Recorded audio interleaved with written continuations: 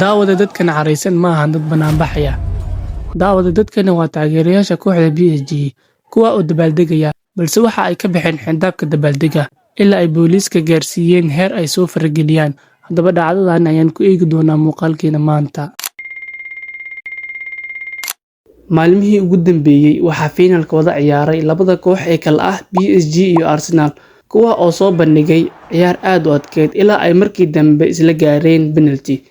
Haddaba laba dhagax haddii la isku dhufto mid unbaa jabo, oo halkaasi guusha waxay ku raacday kooxda PSG. Kadib guushaasi, kooxda PSG iyo taageerayaasheedu waxa ay noqdeen kuwa guushaasi ku wada dabaaldega.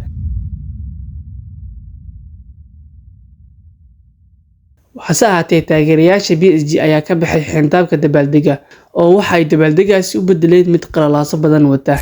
Dabaaldegaasi taageerayaasha kooxda PSG ayaa markii dambe dhaliyay hadalhayn badan, waayo taageerayaashu dabaaldegii caadiga ah ee orodka iyo buuqa watay iyo sida in isku camirto labada dhinac ee kooxda kaliya kuma aysan ekaan.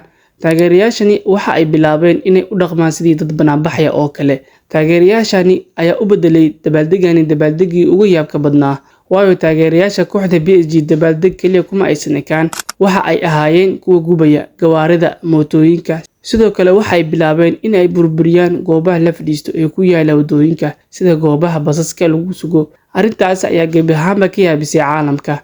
Booliiska waxay bilaabeen dadaallo ay ku joojinayaan taageerayaashaasi, isla markaana taageerayaashaasi kuwa ka mid ah ayay qabteen misna ay xireen, kuwo kalena ka joojiyeen ama ka hor istaageen inay markaasi dhibaato kala geystaan. Inta ay socotay qalalaasahaasi waxaa dhacday khasaaro dhimasho iyo dhaawac isugu jira. Dhimashadu waxa ay ahayd hal qof oo kaliya, halka dhaawacyadu ahaayeen 219 qofood, oo 57 qof ka mid ah waxay ahaayeen ciidamada booliiska. Sidoo kale halkaas waxaa lagu xiray dad gaaraya 780 qofood. Haddaba daawade ma ka mid tahay taageerayaasha PSG ama se taageero Arsenal ayaa tahay? Comments-ka inoogu reeb wixii faalo ah.